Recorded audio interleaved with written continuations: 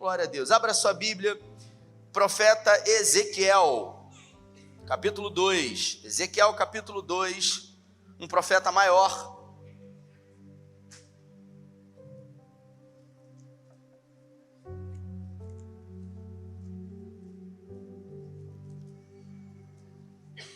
Pode procurar que tem aí. Para ficar mais fácil, tá depois de Gênesis. Tá antes de Apocalipse. Facilitou, né? Verdade, gente?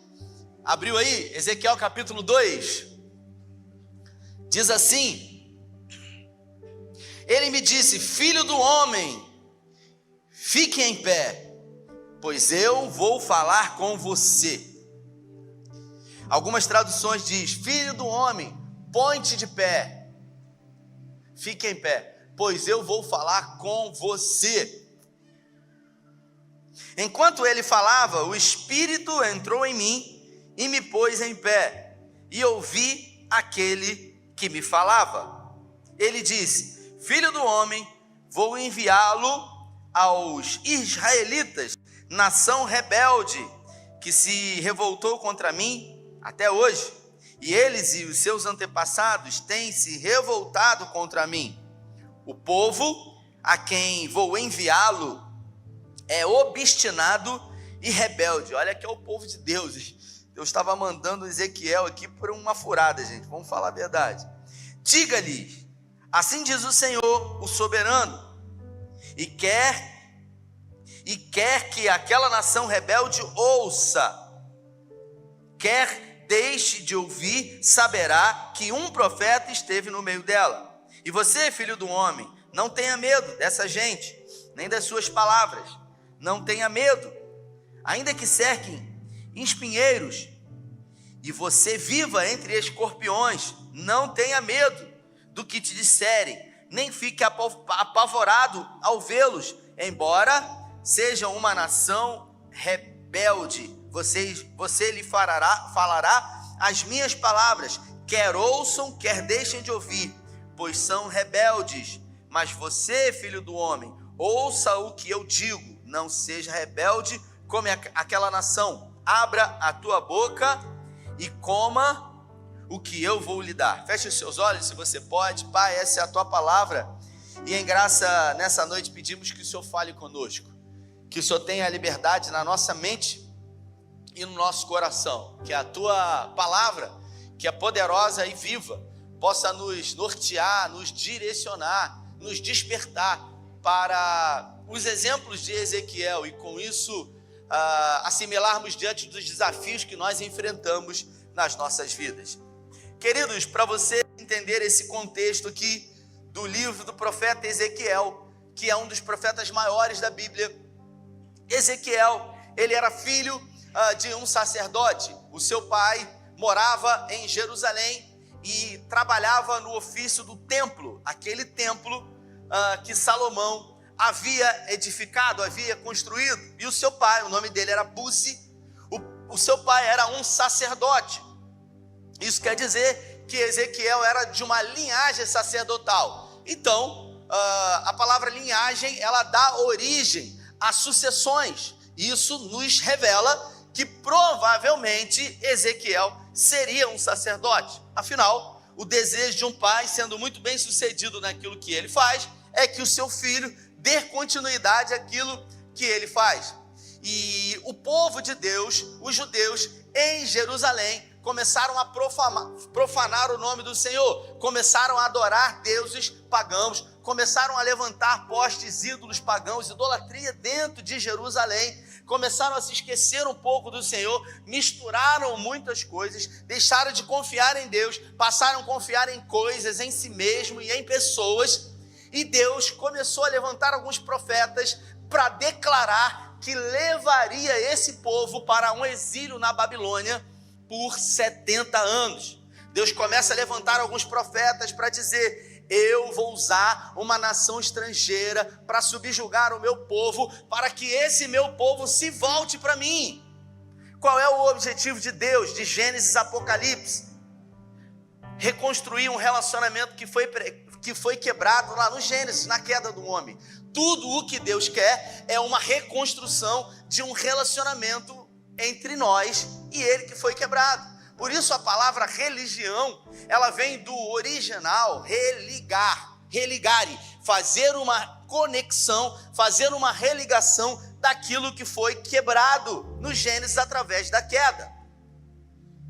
E durante muito tempo, profetas profetizaram dizendo que haveria um tempo que Deus levantaria uma nação estrangeira para subjugar. Mas a vida de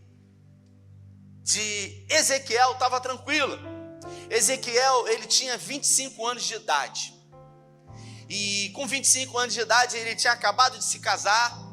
Ele encontrou o amor da vida dele, uma mulher linda, incrível, extraordinária, que com ela ele fez juras de amor e também sonhou e projetou ter uma vida feliz, ter filhos com essa mulher, realizar sonhos, assim como eu e você temos sonhos e desejamos realizar os nossos sonhos. A vida dele estava perfeita. O seu pai, Buzi, era um sacerdote e tudo indicava que Ezequiel sucederia o seu pai, provavelmente aos 30 anos de idade, porque com 30 anos de idade, segundo a cultura judaica, representava uma maturidade de vida.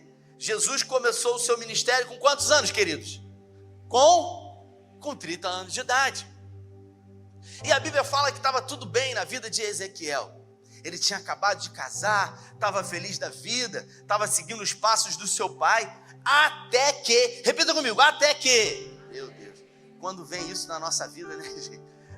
Às vezes a gente vai contar um testemunho, olha, estava tudo muito bom, estava tudo muito bem, até que, Milton, meu Deus, olha, você não sabe o que aconteceu.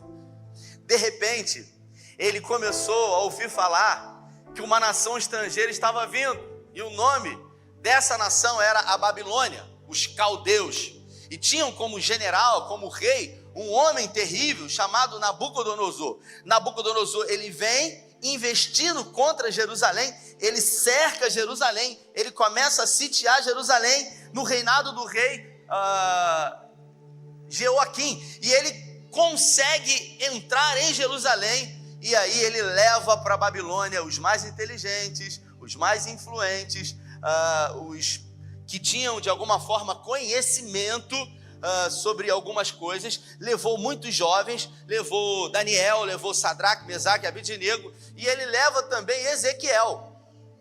Ezequiel tinha 25 anos de idade, mas antes de Nabucodonosor sitiar, a esposa de Ezequiel, que tinha uma saúde perfeita, ela teve um mal súbito, do nada, e ao ter esse mal súbito, ela morreu.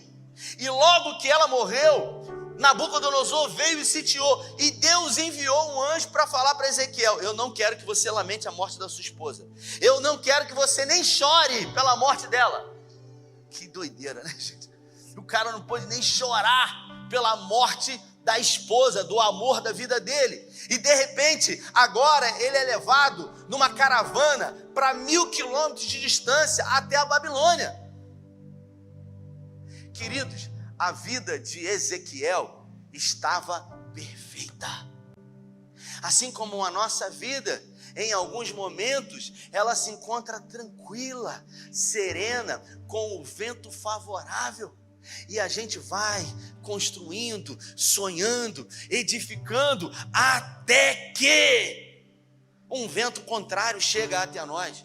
E a Bíblia fala que esse vento contrário tirou de Ezequiel a mulher da vida dele, tirou de Ezequiel a família dele, porque os pais morreram, tirou de Ezequiel o sonho dele de ser um sumo sacerdote, porque ele estava na Babilônia, e na Babilônia não tinha templo, ele não podia adorar a Deus no templo, na Babilônia, ele não poderia ser um sumo sacerdote lá. Observe que em uma tacada só, a vida de Ezequiel, ela virou de cabeça para baixo, queridos. E quantas são as vezes que acontece isso na nossa vida? Tá tudo tranquilo, e de repente parece que bate um vento e vira tudo de cabeça para baixo. E a gente fala: sangue de Jesus tem poder. E a gente começa, a primeira coisa que a gente faz é perguntar: Senhor, o que está acontecendo? E aí de repente a gente começa a olhar para a gente, meu Deus, o que eu fiz? Que pecado é esse, meu Deus? Será que é alguma penitência?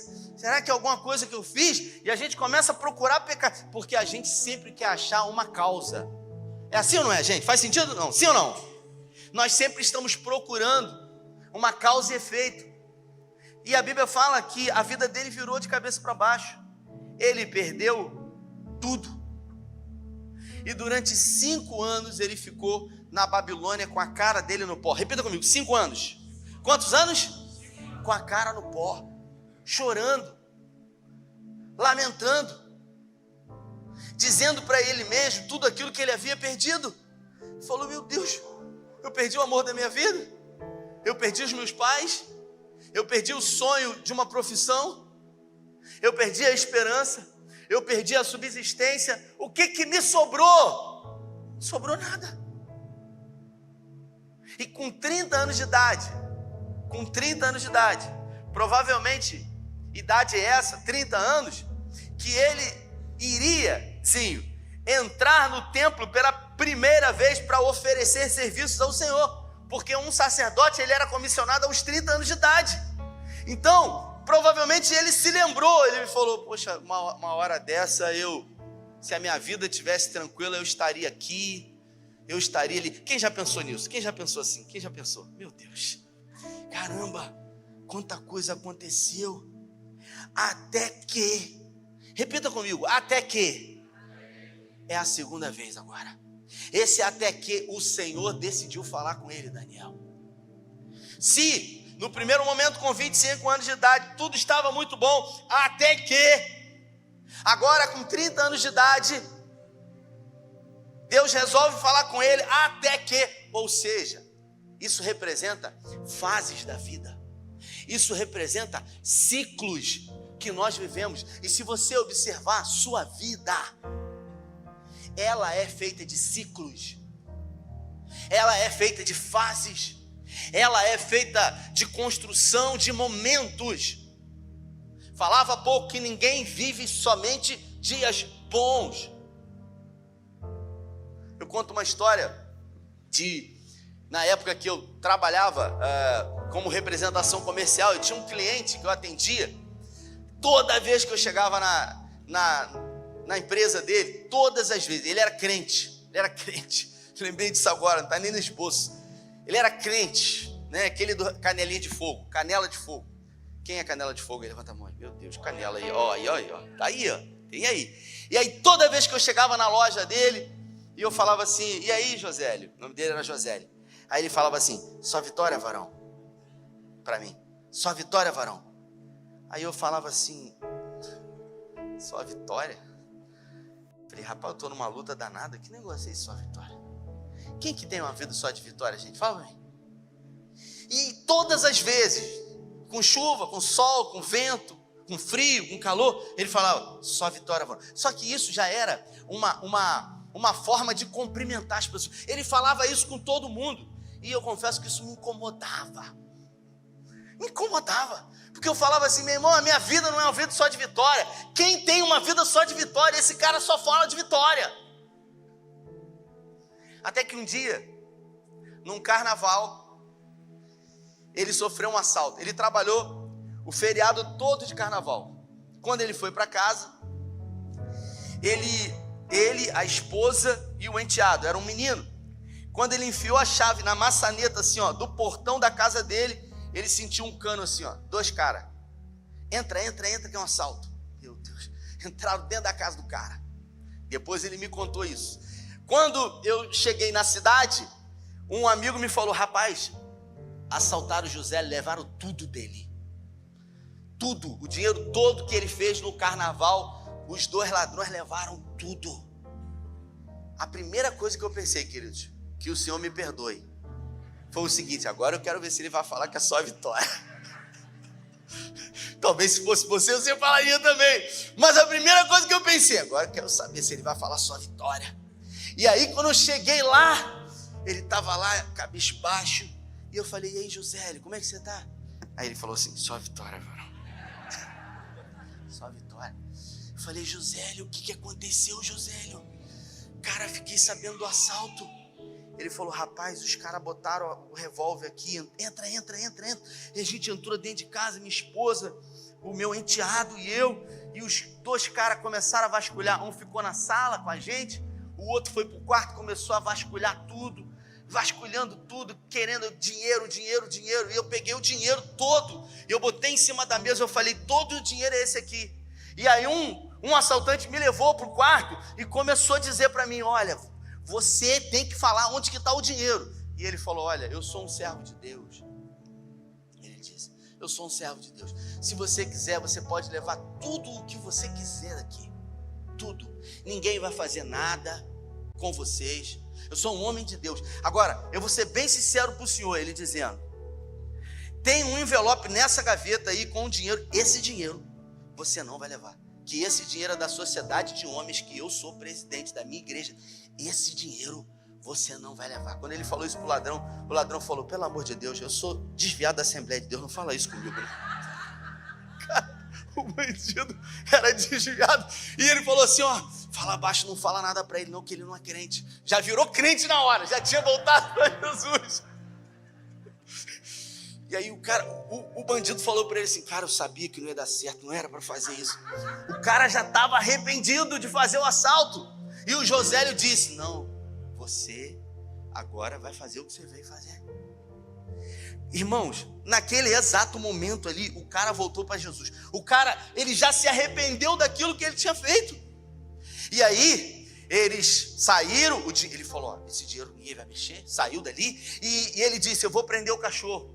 Porque se vocês saírem, o cachorro vai pegar vocês. E aí quiseram levar o celular. Josélio falou, ninguém vai levar o celular de ninguém. Esse celular não é celular de marca, é celular de trabalho. Ninguém vai ligar para ninguém.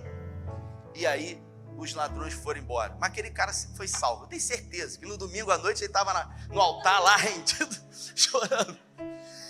Passou algum tempo, eu chego na cidade e uma pessoa diz para mim o seguinte, rapaz, final de semana aí, cara, fiação, ele tinha uma loja e passava um fio de alta tensão assim na frente da loja dele, um daqueles cabos soltou, bateu assim na porta de aço, onde era o caixa, ele tinha um mercado, um hortifruti com açougue, e aqueles papéis pegou fogo a loja dele toda.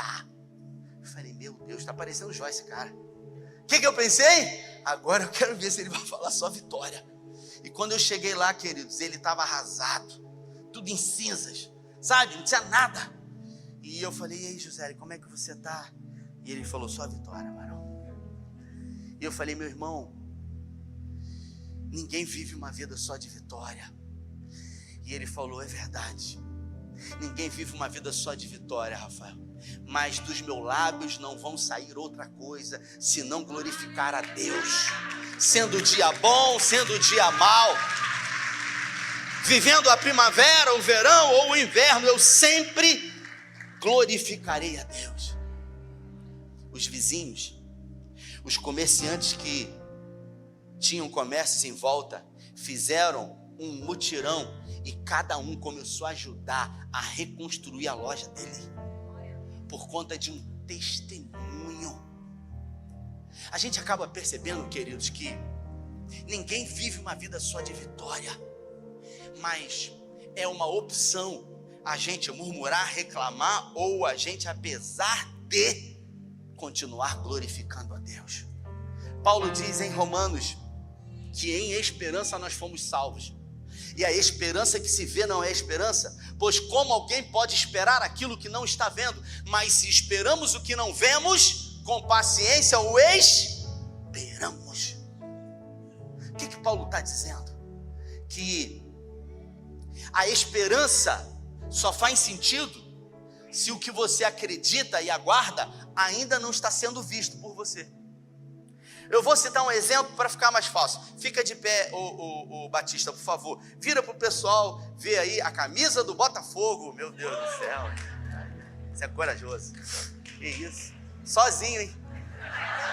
Misericórdia. Pode virar para cá. Vamos supor que eu estou aguardando o Batista. Eu estou esperando o Batista. Eu estou na esperança que ele venha. E aí, de repente, eu estou esperando. E enquanto eu não estou vendo o Batista entrar por aquela entrada, eu estou esperando. A partir do momento em que ele sobe a escada e que eu visualizo o Batista, somente quando eu visualizo, eu deixo de esperar, porque os meus olhos já o viram. Faz sentido isso, sim ou não?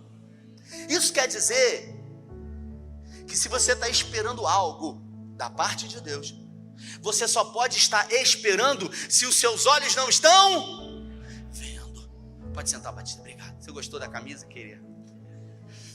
E aí Paulo diz, em esperança fomos salvos. E a esperança que se vê não é esperança, pois como alguém pode esperar aquilo que está vendo?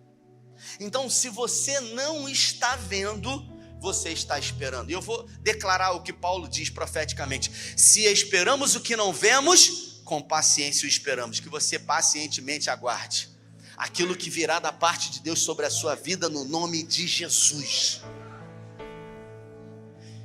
Ezequiel agora desesperado, porque o anjo visita ele, o Senhor visita, e ele estava há 5 anos prostrado, com a cara no pó. Com a cara onde? Aonde? No pó. Tem gente que está assim, queridos, e tem gente que está assim há muito tempo, porque alguma coisa aconteceu, porque alguma coisa foi perdida, porque alguma coisa foi roubada, porque algum mal foi feito, porque talvez alguma coisa não saiu como deveria, e por isso esse alguém se prostrou e ali ficou. Ele ficou 5 anos com a cara no pó, e Deus, o próprio Deus, se apresenta para ele. E quando Deus se apresenta para ele, a primeira coisa que Deus fala: se coloque de pé, porque hoje eu vou falar com você. Você sabe por quê? Porque Deus não fala com ninguém prostrado. Deus não fala com ninguém que está se autocomiserando. Ah, Senhor, o Senhor não sabe o que aconteceu. Não, não, não. Deus não tem pena de filhos, queridos. Pena é um sentimento humano, porque Deus sabe aquilo que Ele pode fazer na vida, inclusive de um improvável. Mas você não sabe o que me aconteceu, você não sabe o que houve, você não sabe, não interessa. Estou com vontade de espirrar. Fui falar mal do José, viu? Deus, ele já tem o controle de todas as coisas, e ele disse: ponte de pé, porque hoje eu falarei contigo. Meu Deus. E o Espírito do Senhor entrou sobre ele, e ele se colocou de pé, e Deus falou com ele. E aí o ministério profético na vida de Ezequiel, ele começou. E ele começou com uma missão de profetizar para aquele povo que estava na Babilônia, dizendo: olha, vocês precisam se arrepender, porque daqui a 70 anos, quantos anos? 70 anos vocês vão ser libertos. Só que não adianta ficar de braços cruzados esperando esses 70 anos. Vocês precisam fazer alguma coisa, porque enquanto o milagre não chega, a gente precisa continuar vivendo, sonhando, projetando, acreditando, esperando, mas também esperançando. Tem gente que só espera assim, ó, de braço cruzado, quando na verdade esperançar é esperar no caminho. E o texto diz que Deus dá uma missão para ele, para que ele crie, profetize bom ânimo no coração do povo, até que, repita comigo, até que, isso, ele é tomado numa visão. Em Ezequiel no capítulo 37, se puder colocar aí, Ezequiel 37, versículo 1, Ezequiel 37, alguém aí tem, né? Só os salvos estão vendo aí, gente. Olha só. A mão do... Glória a Deus, hein? Na hora apareceu, hein? Meu Deus. A mão do Senhor estava sobre mim, e por seu Espírito Ele me levou a um vale cheio de... Por favor, vai. Vamos lá? Versículo 2.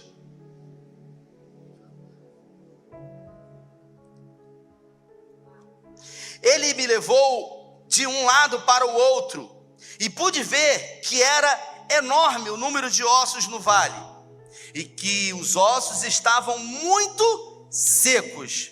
Ele me perguntou: filho do homem, esses ossos podem tornar a viver? Observe que diante de um passado fragilizado, de muitas perdas, ele perdeu o amor da vida dele, ele perdeu o sonho de uma carreira ministerial que ele tinha, ele perdeu a família dele, ele perdeu a liberdade, ele perdeu a esperança.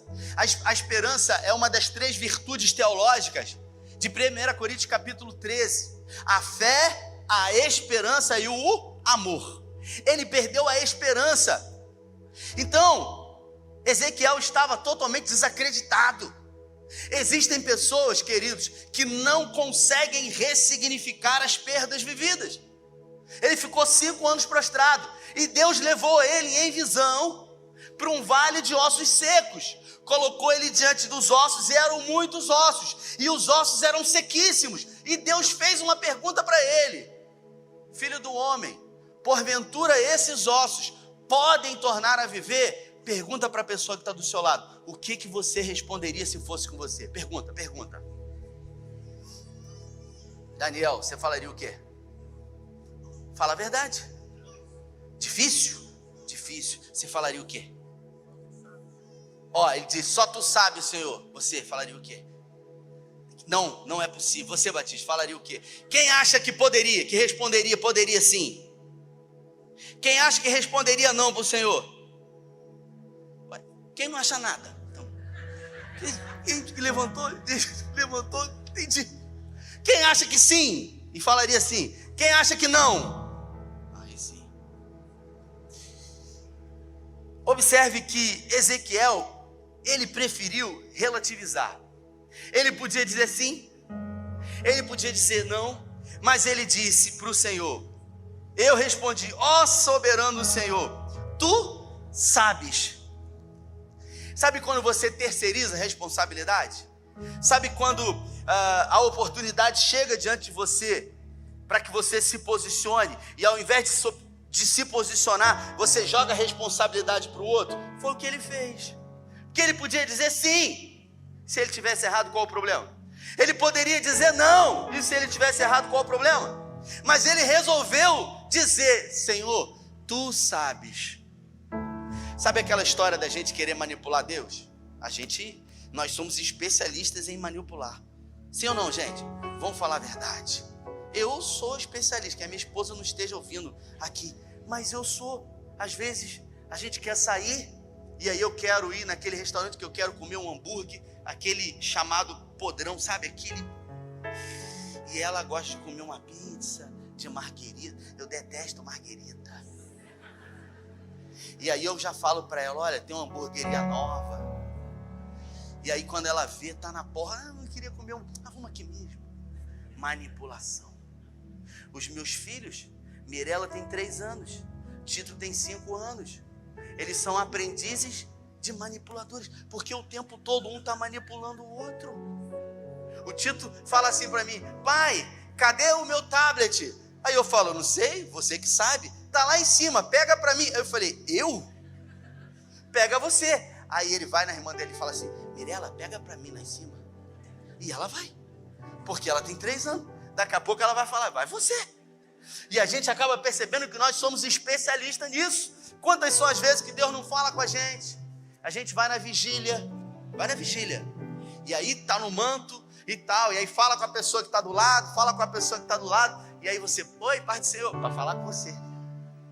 E aí você fala no cumprimento no final: ora por mim. Aí a pessoa ora, bota a mão na sua cabeça, e aí você fica: e aí, olha, eu não tenho nada por irmão hoje não, para irmã hoje não. Aí você fala: não é possível. Aí você vai pro checkmate. Aí Deus tem que falar com você. Aí você fala: comigo, Senhor. Aí você vai lá em Sofonias: acabarei com toda a tua descendência. Aí você está repreendido. Não, está amarrado. Sangue de Jesus tem por não. Aí observe como que nós somos. Sim ou não, gente? Faz sentido, sim ou não? O texto diz que ele disse: tu sabes, Senhor. Aí Deus, é aquela coisa, o cara quer enganar Deus. Aí Deus fala para ele: se eu sei, então profetiza. Então profetiza. Se eu sei, então começa a profetizar, meu irmão. E aí qual foi o posicionamento dele? Deus falou: se sou eu que sei, eu sei. Eu perguntei para saber o que você acha. Mas se eu sei, eu não vou revelar o que vai acontecer, mas eu vou dizer para você: começa a profetizar. E aí, é que nesse momento, Ezequiel, ele teve a opção de voltar atrás e dizer: Senhor, sabe o que acontece? Já aconteceu tanta coisa, que eu já não creio que isso é possível. Mas nesse momento, mesmo diante de um passado fragmentado, de uma história de abandonos, de perdas, de dor, de luto, ele se colocou numa posição e ele decidiu profetizar. Ele decidiu declarar aquilo que os olhos dele não estavam vendo. Ele decidiu trazer de volta aquilo que havia ido embora, a esperança. Ele decidiu acreditar, mesmo não vendo, mesmo não sentindo, mesmo não fazendo sentido lógico. E o texto diz que no exato momento em que Ezequiel começou a profetizar, Deus começou a operar um milagre. Talvez coisas na sua vida e na minha vida estejam como esses ossos, não secos nem mortos, mas sequíssimos, mortos há muito tempo. E quem sabe numa história de vida minha ou sua hoje, numa história de vida do Joséli que muitas vezes ele viveu, quem sabe hoje Deus pergunte para você: porventura essa situação na sua vida pode ser revertida? Porventura hoje essa situação de vida, essa questão do passado pode ser transformada hoje? A pergunta que eu faço para você é: o que você responderia se Deus perguntasse para você hoje? Se coloque de pé. Aleluia. Eu quero orar com você, porque eu creio que Deus colocou essa palavra no meu coração, porque Ele sabia que você viria aqui hoje. Eu creio que hoje está sendo colocado diante de você a oportunidade, não de profetizar sobre os outros, mas de profetizar sobre a sua vida. Talvez, quem sabe, sobre um vale de ossos secos há muito tempo. Então, se foi com você que o Espírito Santo falou, sai do seu lugar. Enquanto eles vão adorar ao Senhor, se renda diante do Senhor e comece a profetizar aqui, diante da sua vida, declarando vida no lugar de morte, declarando esperança onde não há mais esperança, declarando fé onde talvez o medo tenha dado lugar. Sai do seu lugar em nome de Jesus. Isso, sai do seu lugar. Evangelho de Marcos, no capítulo 9. Depois de muitas decepções de vida, um pai que tinha um filho que possuía uma espécie de doença ou uma possessão demoníaca, algumas traduções. E depois de bater em várias portas e não ter sucesso, agora ele chega diante dos discípulos de Jesus que nada podem fazer. E Jesus, ele desce o monte da transfiguração e vê aquela cena. Decepção, frustração. Afinal, aquele pai já havia batido em várias portas sem sucesso. Só que agora ele chega diante de Jesus frustrado. E Jesus, então, diz para ele ficar tranquilo. E Jesus diz para ele: se creres, tudo é possível ao que crê. Só que às vezes, querido, a gente até fala que crê, mas no fundo a gente não acredita mais. Entende? A prova disso é que eu não prego uma mensagem como essa e não faço um apelo para que o altar fique cheio de pessoas. Não, o objetivo não é esse. O objetivo é que você possa cumprir a sua missão de profetizar na sua vida, porque profetizar na vida dos outros é fácil. O difícil é ter a coragem de profetizar na minha própria vida. E aquele pai, ele tem a coragem de dizer: eu não acredito mais. E às vezes nos falta essa coragem, porque Jesus diz para ele: se você crê, tudo é possível que crê. E ele disse: eu creio. Aí tem uma vírgula no texto. Aí ele fala assim: Senhor, ajuda a minha incredulidade. Sabe, quando você olha para você e você fala assim: eu vou até falar que creio, mas eu não creio. E se não tem fé, a gente desagrada a Deus. Porque sem fé, a única coisa que a gente consegue é desagradar a Deus. Porque sem fé é impossível agradar a Deus. Aí ele fecha o olho e fala assim: eu não acredito mais. Aí Jesus diz para ele.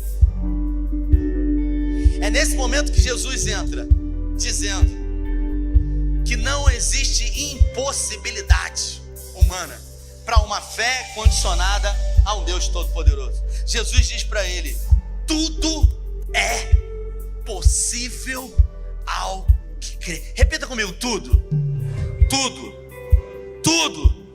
Se é tudo, é tudo. É essa a situação que você está passando agora. Isso aí é possível. E eu não estou querendo mexer com a sua emoção, querido. Eu estou dizendo para você que antes de acontecer, você tem que acreditar. E para acreditar, você não pode estar vendo.